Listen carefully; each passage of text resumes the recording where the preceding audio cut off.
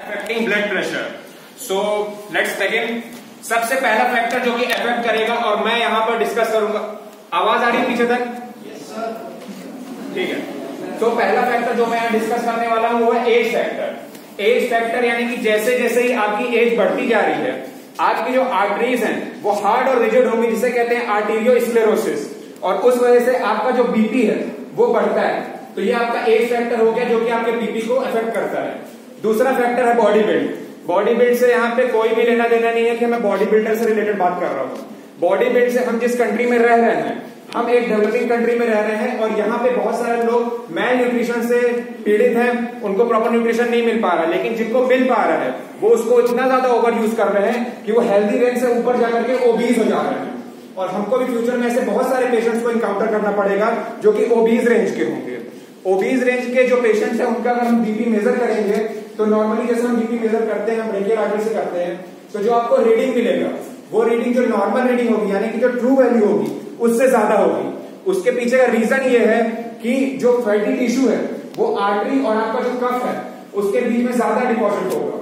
इसीलिए अगर आप वहां पे रीडिंग लेंगे तो वो रीडिंग नॉर्मल से ऊपर आएगी जो कि फॉल्स रीडिंग है, राइट। अब अगर मान लीजिए आपने पोप्लिटियल आर्टरी से भी रीडिंग मेजर की है तो वो भी फॉल्स होगी। ऑब्वियस सी बात है, आम से ज्यादा आपके थाई में फैटी टिश्यू का डिपोजिशन होगा, तो वो रीडिंग जो होगी वो ब्रेकियल आर्टरी की रीडिंग से भी ज्यादा होगी और वो ज्यादा फॉल्स होगी। तो अब होगा क्या, ऐसे पेशेंट्स आएंगे तो क्या हम उनका बीपी मेजर नहीं करेंगे? क्या हम उनको ट्रीट नहीं करेंगे? बिल्कुल करेंगे। तो इसके लिए हम क्या करेंगे, जो स्टैंडर्ड आर्म कफ का साइज होता है उससे ज्यादा विड्थ का आर्म कफ यूज करेंगे, उसका बीपी मेजर करेंगे और उसको ट्रीट करेंगे। तो ये था दूसरा फैक्टर जो कि इफेक्ट कर रहा है आपके बीपी को। तीसरा फैक्टर है यहाँ पर क्लाइमेट। अगर आपको क्लाइमेट, मान लीजिए कोल्ड क्लाइमेट के सामने आपको एक्सपोज कर दिया गया, क्या कोई मुझे यहाँ बता सकता है कि कौन सा ऑर्गन है बॉडी में जो कि थर्मल रेगुलेशन से रिलेटेड है? Very good, very good, hypothalamus. तो हाइपोथैलेमस से क्या होगा, आपकी जो वेसल्स है वो कोल्ड क्लाइमेट में कॉन्स्ट्रिक्ट होंगी, जिससे आपका बीपी इंक्रीज होगा। कन्वर्सली क्या होगा, अगर आप वार्मथ के सामने एक्सपोज हो रहे हैं तो आपकी जो वेसल्स हैं वो कॉन्स्ट्रिक्ट ना होकर के डायलेट होंगी और आपका बीपी कम होगा। तो ये था तीसरा फैक्टर क्लाइमेट वाला। अगला फैक्टर है एक्सरसाइज। एक्सरसाइज काफी ज्यादा इंपॉर्टेंट होती है, ये हम सब जानते हैं लेकिन फॉलो कोई नहीं करता, बहुत कम लोग करते हैं, करनी चाहिए। एक्सरसाइज में क्या होता है, अगर हम ट्रेन इंडिविजुअल्स की बात करें तो जो ट्रेनिंग कर रहे हैं, लंबे टाइम से ट्रेनिंग करते आ रहे हैं, उनके मसल फाइबर जो है वो उस हिसाब से अडेप्ट कर चुके होते हैं। और अगर वो माइल्ड या फिर मॉडरेट लेवल की एक्सरसाइज कर रहे हैं तो उनका ब्लड प्रेशर उतना ज्यादा नहीं बढ़ता है जितना किसी नॉर्मल इंडिविजुअल का बढ़ जाएगा। लेकिन हर चीज लिमिट तक हो तो बेहतर रहती है। फिजियोलॉजिकल लिमिट को अगर कोई क्रॉस करेगा तो बॉडी में ऐसे मैकेनिज्म्स प्रेजेंट है जो कि उसको नॉर्मलाइज करेंगे। तो ऐसे ही होता है ट्रेन इंडिविजुअल्स में भी, अगर वो सीवियर लेवल की एक्सरसाइज कर देंगे तो उनके ब्लड प्रेशर में भी ठीक ठाक चेंज देखने को मिलेगा। लेकिन ये बात होगी ट्रेन इंडिविजुअल्स की। अगर हम किसी भी लेथार्जिक पर्सन की बात कर रहे हैं, जो कि हम में से बहुत से लोग हैं, अगर हम सीधे जाकर के एक्सरसाइज करना शुरू कर दें, हम अगर माइल्ड एक्सरसाइज भी करेंगे तो भी हमारे ब्लड प्रेशर में अच्छा खासा चेंज देखने को मिलेगा, मॉडरेट करेंगे तो भी मिलेगा और सीवियर करेंगे तो भी मिलने वाला है। अगला है इमोशंस। तो इमोशन से कैसे फर्क पड़ता है बीपी में? मान लीजिए आपको किसी से मिलने की बहुत ज्यादा एक्साइटमेंट हो रही है, आपका रिजल्ट आने वाला है एग्जाम्स का, आपको बहुत ज्यादा डर लग रहा है, पूरे दिन पढ़ाई नहीं करी, शाम को घर पे पापा आके पूछने वाले हैं बेटा क्या पढ़ा दिन भर, तो आपको डर लग रहा है। इससे हो क्या रहा है, आपका ब्लड प्रेशर बढ़ रहा है। तो ये इस तरीके से इमोशंस है जो कि आपके ब्लड प्रेशर पे इफेक्ट करते हैं। एक्सरसाइज हो गया, इमोशंस हो गया। अगला है अपना हेरेडिटरी। बहुत से लोगों को जन्मजात बहुत सारी चीजें मिलती हैं और कुछ बीमारियां भी मिलती हैं, बीपी उनमें से एक है। बहुत कॉमनली देखा जाता है, फैमिलियल टेंडेंसीज होती हैं कि हमको हाइपरटेंशन मिल जाता है और कुछ केसेस में हाइपोटेंशन भी मिलता है। अगला है इफेक्ट ऑफ ग्रेविटी। सर थोड़ा तो पानी दे दो। Thank you sir.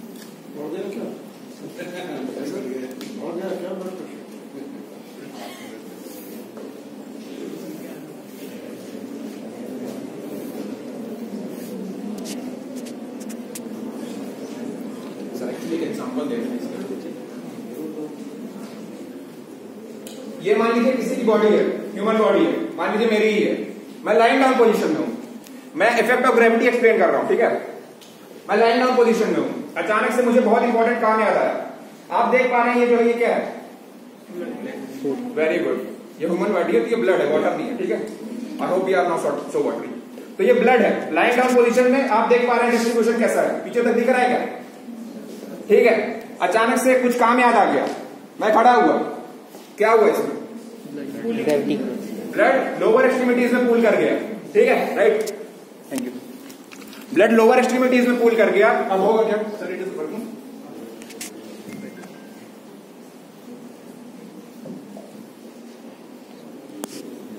कुछ याद आ रहा है?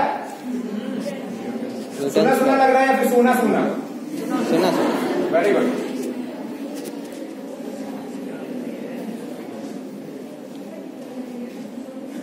इससे कुछ याद आया? बहुत बड़ा डायमेंशन निकाले हैं इससे। तो ये है आपका प्रेशर, ये है फोर्स, ये एरिया। दिस इज फोर्स का बहुत इजी वाला फॉर्मूला जिससे आधे से अधिक न्यूटोनियन मैकेनिक्स अपन सॉल्व करके आए, ठीक है। अब मैं यहां बात कर रहा हूं प्रेशर का। इफेक्ट ऑफ ग्रेविटी जनरली होता क्या है, जब भी आप इफेक्ट ऑफ ग्रेविटी को डिस्क्राइब करने जाते हो तो आपके हार्ट लेवल से ऊपर की जो वेसल्स हैं उसमें आपका प्रेशर डिक्रीज होता है, वहीं पे हार्ट लेवल के नीचे का जो है प्रेशर वो इंक्रीज हो जाता है। क्यों? पहले अपन सिंपल फिजिक्स से समझ लेते हैं और फिर अपन फिजियोलॉजी देख लेंगे इसके पीछे की।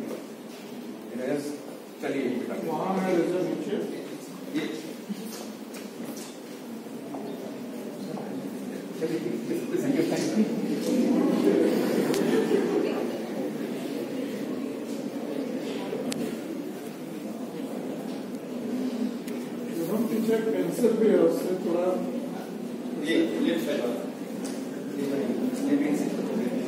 सर कुछ और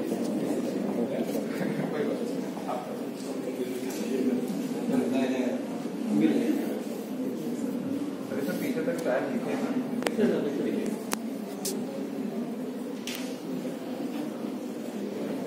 तो मैं ये बता रहा था ग्रेविटी की वजह से जो आपके हार्ट लेवल के ऊपर की वजह से उसमें प्रेशर कम हो जाएगा और उसके नीचे की जो है उसमें बढ़ जाएगा। क्यों? बहुत सिंपल सा एक्सप्लेनेशन है इसका। ये क्या है? Acceleration. Very good. Small G क्या हुआ करता था? Gravitation. Very good. Acceleration due to gravity. अब सिंपल सी बात है, जब आप खड़े हो गए हो, जब आप खड़े हो गए हो तो एक्सेलरेशन ड्यू टू ग्रेविटी, मान लीजिए माउंटेन ड्यू जहां लिखा है ये आपका हार्ट है और इसके नीचे की जो है उसके आपकी लोअर बॉडी है, ठीक है। अब यहाँ पे हार्ट तो अपना काम लगातार कर ही रहा है, ब्लड नीचे जा रहा है, आपका एक्सेलरेशन ड्यू टू ग्रेविटी उसमें हेल्प कर रहा है, ठीक है। यानी कि एक्सेलरेशन बढ़ रहा है, बिलो द हार्ट लेवल की मैं बात कर रहा हूं। फिर यहाँ पे एक्सेलरेशन आपका बढ़ रहा है। एक्सेलरेशन अगर बढ़ेगा तो फोर्स बढ़ेगा, फोर्स अगर बढ़ेगा तो प्रेशर बढ़ जाएगा। ये बात समझ में आई? हार्ट के नीचे तो बढ़ेगा ही, प्रेशर बढ़ रहा है, क्या कारण है वो एक्सप्लेन हो गया। कन्वर्सली क्या होगा, ऊपर अगेंस्ट द ग्रेविटी काम करना पड़ रहा है। अगेंस्ट द ग्रेविटी अगर काम हो रहा है तो वहां पे फोर्स कम हो जाएगा और प्रेशर भी कम हो जाएगा, ठीक है। ये था normal F equal to mm हो गया। अब फिजियोलॉजिकली क्या हो रहा है, ये था लाइन डाउन पोजीशन, ये आप खड़े हो गए, नीचे जा रहा है ब्लड, नीचे पूल कर रहा है लोअर एक्सट्रीमिटीज में। अब आपका वीनस रिटर्न कम हो जाएगा। वीनस रिटर्न अगर कम हो रहा है तो वेंट्रिकुलर फिलिंग जो है, लेफ्ट वेंट्रिकुलर फिलिंग जो है वो भी कम हो जाएगी। अगर लेफ्ट वेंट्रिकुलर फिलिंग कम हो रही है तो आपका स्ट्रोक वॉल्यूम भी कम हो रहा है।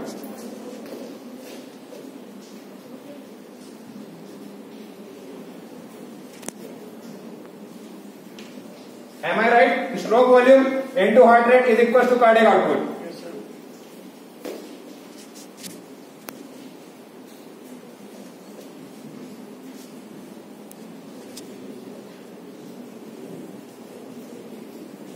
Cardiac output into peripheral resistance is equal to arterial blood pressure, which we are talking about right now. Is it right? गलत सही दो ही ऑप्शन है, जल्दी बोलिए। Is it right? सही है, मैं याद करके आया हूं, ठीक है। तो cardiac output into peripheral resistance, arterial blood pressure, और ये है आपका cardiac output stroke volume into heart rate. हम बात ये कर रहे थे लेफ्ट वेंट्रिकुलर। Yes sir. तो लेफ्ट वेंट्रिकुलर फीलिंग अगर कम हो रही है तो स्ट्रोक वॉल्यूम भी आपका कम होगा। आवाज कम करने की जरूरत नहीं है, टाइम।